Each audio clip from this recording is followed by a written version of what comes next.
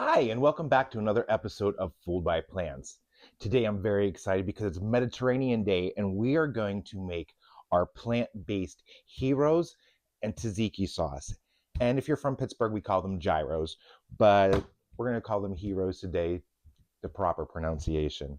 And I'm very proud to present this recipe because this is one that I have tested from and I've made from scratch my own recipe, just testing different spices and different combinations and different baking methods and all this different mathematical sciencey cooking things to try to make the best Fooled by Plants gyro meat possible. And that's the recipe that you're going to get today.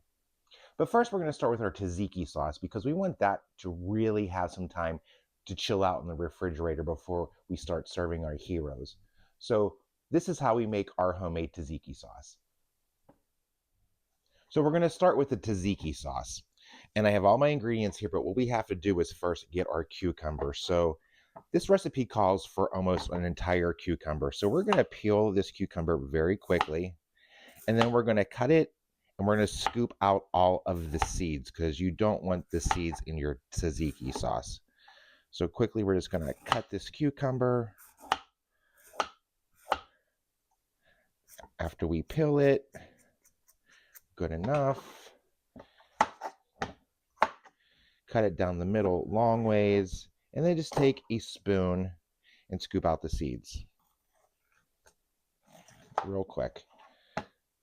Now, if you don't have one of these nifty little gadgets that they've been selling on the internet to shred, I do recommend them. I was able to get this one for about $20. It's nice. It's got a vacuum seal on the bottom, and you can just suction cup it to your counter and then just quickly shred whatever vegetable that you're using. This is also good if you're using plant-based cheese blocks because the blocks are a little bit better than the shredded, pre-shredded, because the pre-shredded has all those caking agents to keep them from sticking together, whereas the fresh ones don't.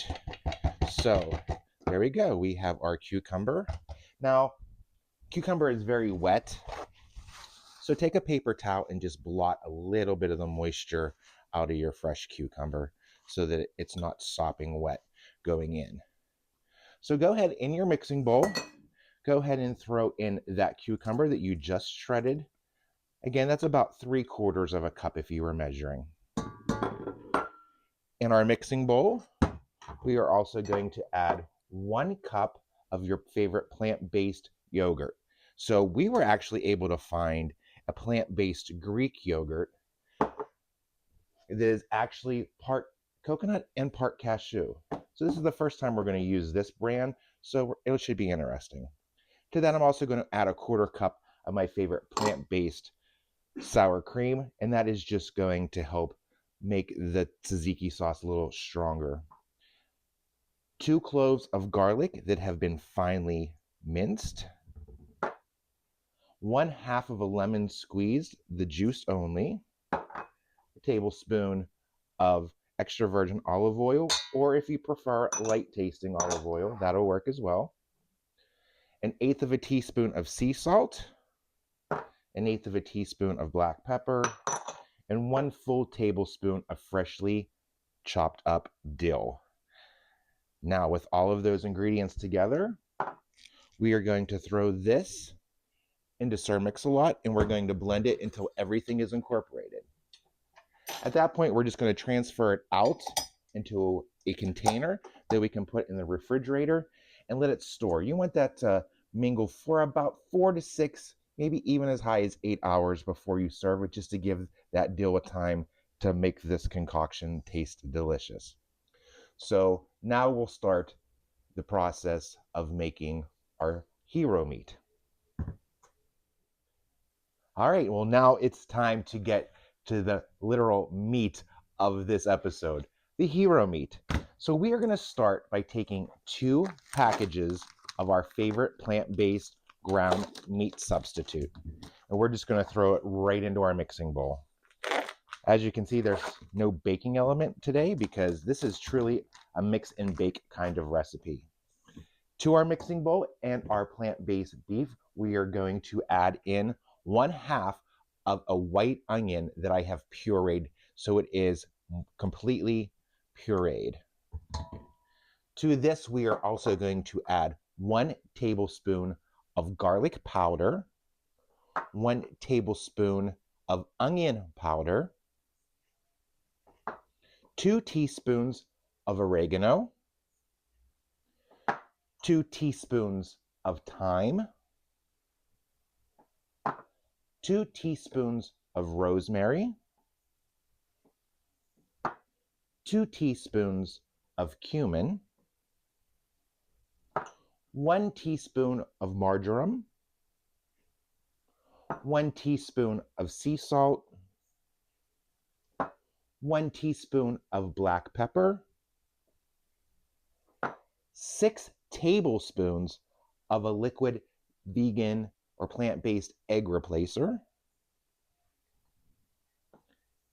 and 2 tablespoons of your favorite plant-based butter. This is where we're adding fat to a plant-based meat to make it do some things. And the other reason why I'm adding the plant-based egg replacer is because I need to bind this and using it mostly as a binding agent. And you'll see why. So now that we have all of our ingredients in our mixing bowl, we're going to go ahead and throw this in the mixer. And as this mixes, we want to get this completely incorporated, almost like it's a pate, smooth and silky. So I'm going to throw this in the mixer for a while until it gets to that consistency, and then we'll come back and I'll show you how we're going to bake this.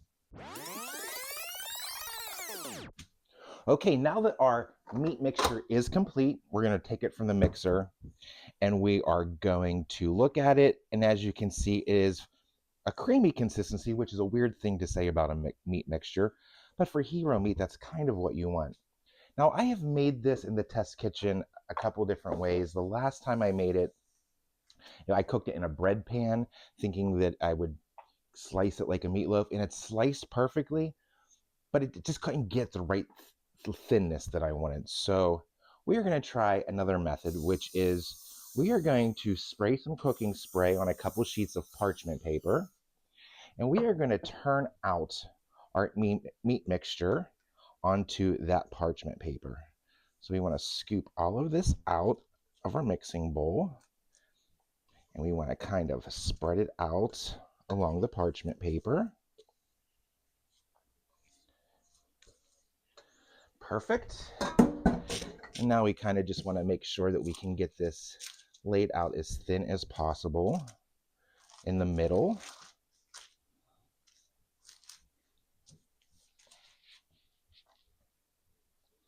And now what I'm going to do is I'm going to take the other piece of parchment paper that I have sprayed with cooking spray, put that on top.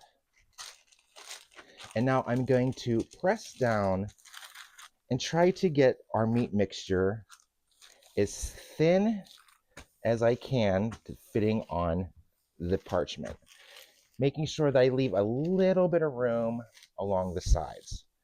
This is also where, if you have one, you can use a rolling pin to help get some uniformity. Just make sure that you're holding the parchment paper so that it doesn't move. So we are going to press out our meat mixture. We're going to be careful that we don't go too far to the edge. Push it off to the sides. And I got a little bit too close to the edge there, so I'm going to push that one back a little bit.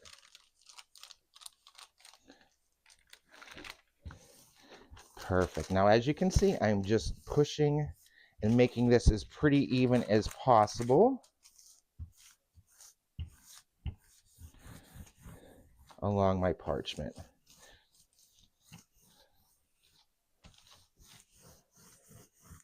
Nice. Now I'm going to remove that top layer of parchment. I lost a little bit of my meat mixture in that process. Put that back on there. All right. And now what we're going to do is we're going to take our parchment and very much like you would be rolling anything, we're going to roll our meat mixture with the parchment. gonna roll until it is in a nice tight roll. I'm then going to take my cutting board and I am going to cut this in half with a serrated knife. And I am going to stick these 2 rolls in a plastic bag because I'm going to set mine in the refrigerator before we go to the next step, which is baking these. Now, you don't have to do this part, but I do feel that because of all the spices that are in there, it does make sense to let this meat mixture rest for a little while before we start cooking it. So I'm going to place mine in a plastic bag. I'm going to throw it in the refrigerator. Now, how do you cook this? So we're going to cook this by putting it on a baking sheet that has a little bit of a lip around it because this is going to release some liquid as you're baking it. Preheat your oven to 400 degrees Fahrenheit. Once it's preheated, place these on top of your baking dish with the parchment still on them and bake them for 15 minutes. At that time, remove them from the oven, drain off any liquid that might be accumulating at the bottom, place them back in for another 15 minutes. After they come out of the oven, we are going to unroll them from the parchment and kind of look at them and see, do they need to cook a little bit longer just to give them a little bit more crispier edge? If we do, then we place them back in the oven for 5 minutes. Otherwise, we just chop these into strips and we'll put together our gyros. After we recap this recipe, we're going to taste them and see, have we been fooled by plants? See you in a minute.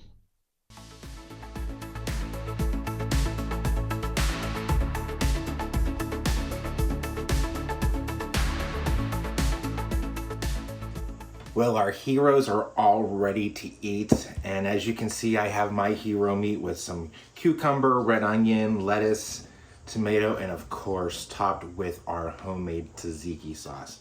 So it's time to give it a taste and see, are we fooled by plants? It's delicious. The gyro meat is perfectly seasoned, cooked perfectly, brown, spongy like gyro meat should be. The tzatziki sauce is a cool and fresh topping. It's delicious. It tastes exactly like it does at those food trucks that you would go to and get in carnivals. I've been fooled by plants, and I want to finish this video so I can finish eating it. It's that good.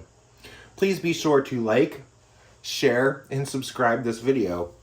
And if you've made this recipe, in our comments below, let us know how yours turned out. As always, if you want to download a copy of today's recipe, it's already up on fooledbyplants.com. So go check it out and print out your own recipe and give it a try. Please follow us on all our socials, and until next time, see you later.